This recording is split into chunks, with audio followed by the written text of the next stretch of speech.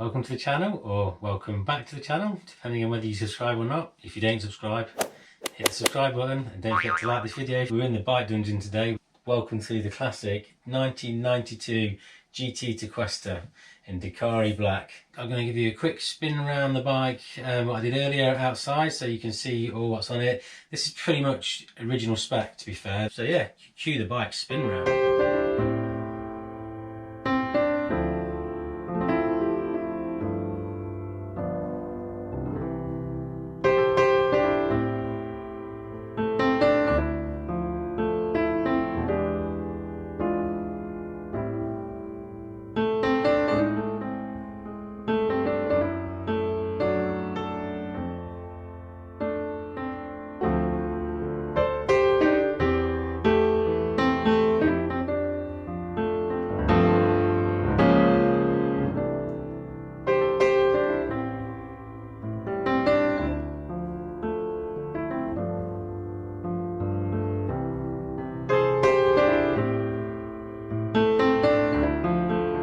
The first mountain bike I actually got was a Rally Lizard, so if you don't know what that is, I'm going to drop a picture on the screen now.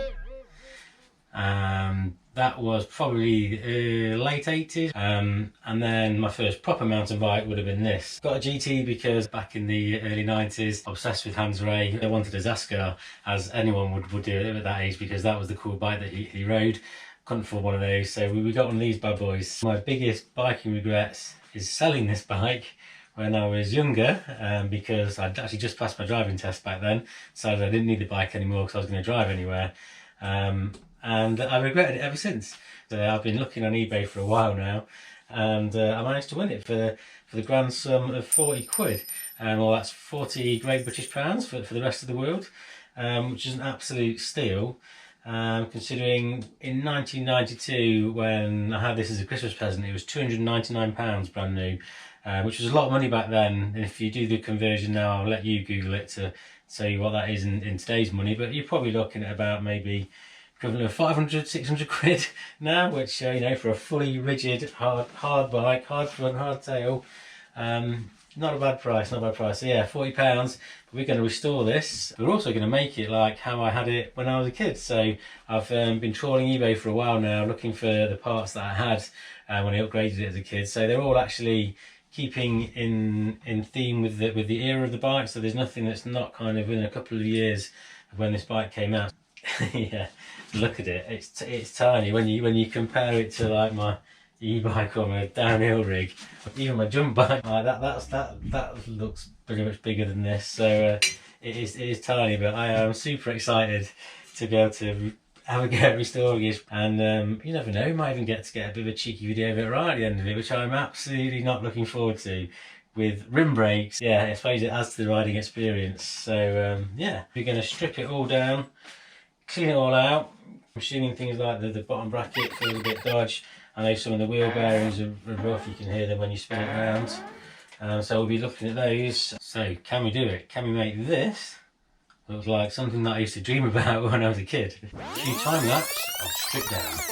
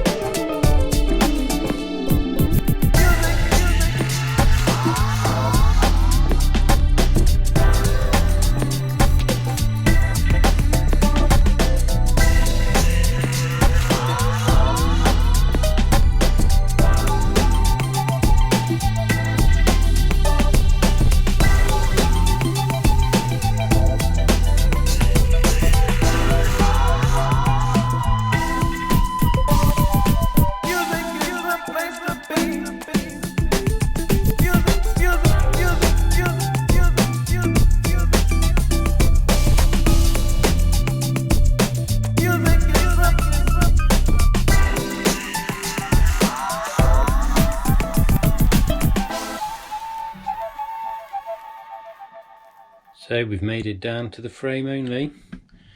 All the parts are off and we are ready to go and take those, give them a good clean up. see if we need to replace anything or fix anything. So here it is, the stripped down and fully clean bike. So let's have a go through everything and show you what's what. In case you didn't know, that's a fork. And then that is the GT flip-flops. Then got the frame. It is all steel, the frame, but actually in remarkably good condition considering. Obviously there's a few bits chain suck, which any bike from the 90s suffered from. But all in all, the frame's in pretty decent condition. Going to put new cables on, so 2 brake, 2 gear cables. Obviously why would you put the old ones back in? Makes no sense. And the wheels, so wheels come up really well. So you've got the X-Arch RM50, I think it is, hubs at the front, and you've got Ritchie Vantage Sport rims, and then you've got the classic Panaracer Smoke Dart front tyre. On the rear we've got again Ritchie Vantage Sport rim, Shimano X-Arch HG50 rear hub, if you can see that in there, and the classic Panaracer Smoke tyre. These are actually both original tyres. 3, 2, 1. Then we've got the Club Roost Go Faster handlebar. So I think it's 520mm high rise. It was the first kind of high rise bar I remember getting back in the 90s. But yeah, that was one of the upgrades I got from the original bike. Obviously the tyres are also upgrades as well. Then we've got the here we go, Flight Titanium Transalp saddle, really good condition. Yeah, nice and light. Then that's also an upgrade. GT DX pedals, so flat platform pedals. These are the first ones I ever had. I'm sure they're called GT DX, but if they're not, let me know in the comments because I'd be interested to know. I can't remember what they're called. I'm sure that's what it said in the box. Then we've got some X-Lite chicken stick brake levers, again an upgrade. So the bike came with Dual X, the shifters and the brake combination, but I never did like them. So yeah, so obviously there's no purple on the bike except for the levers, but remember this is back in the 90s, so trust me, purple anodized was cool. And if you didn't have anything on your bike that was purple, then you weren't cool. So yeah, we've got those. Seat post definitely seen better days, but that is the original one. I'm going to keep it, so we'll leave that. Then we've got grip shifts, SRT 500s with the green decals. The decals came in an MB UK magazine, but it made it look like a pro, so stuck them on. Obviously again, not original. And then we've got the grip shift grips as well. Now I used to have Onza Porcupaw's clear grips back in the day, but they cost an absolute fortune now. 100 quid new old stock, so I don't think so. Chain's a chain, cleaned up quite nicely, so I'm just going to reuse it for the little use I get on this bike. There's no point buying a new one. Then we've got the Shimano Dual X rear shifter. It's the M550 Dual X. Got the Shimano X-Arch U-brake, which was super powerful but super good at collecting mud, so it just becomes a mud trap on your bike, which then just stops you anyway. X-Arch front calipers. And I've also got the GT seat post clamp, which is a bit corroded, but you know what, I'm going to keep it on there. Then the headset, so this has come up nice and clean. Look at that though, proper ball bearings, no seal cartridges here. Then chain rings and cranksets, so that is the Shimano X-Arch 400LX, and then also comes with the again M550 Dual X front derailleur. So that's everything that's going to go on the bikes. The only thing left to go on is the brake pads.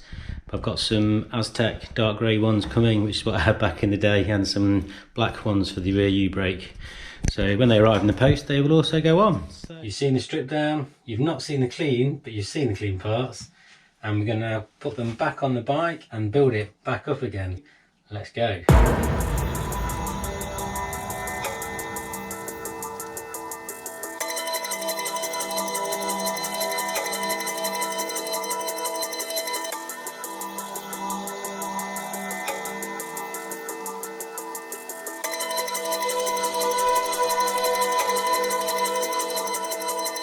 Typical warrior on the front line. Music soldier speaking to your mind. If you really wanna seek, you should find. Answers won't make you wise, so keep a rocking on down the line. Backers every day, all the while. Keep a fighting, struggling right. Can't stop, can't quit, we be rolling like road show. Studio session every day, on a mission every other day. We be on the plane, not for the paper or the fame, just for the thrill of bouncy lyrics every day. Riding the rhythm and you know we can't stop. Peaceful warrior, we're killing it on the track.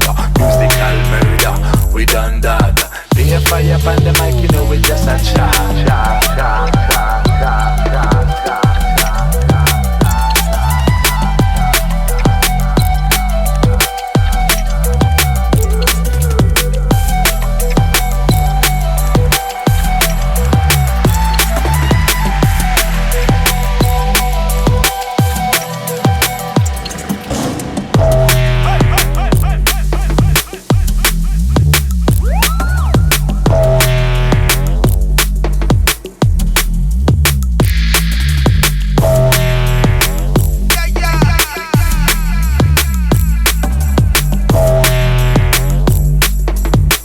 Fire up on the mic, you know we just a chat.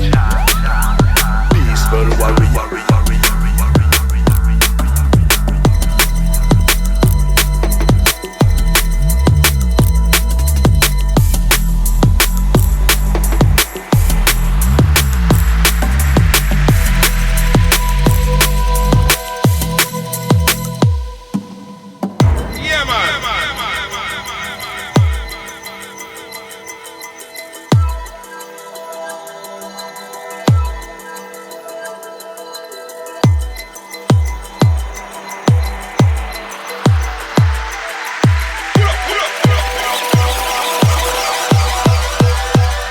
Be rolling like road show. Studio session every day, on a mission every other day. We be on the plane, not for the paper or the fame, just for the thrill of bouncy lyrics every day. Riding the rhythm and you know we can't stop. Peaceful warrior, we're killing it on the track. Musical murder, we done that. Be a fire up on the mic, you know we just a chat.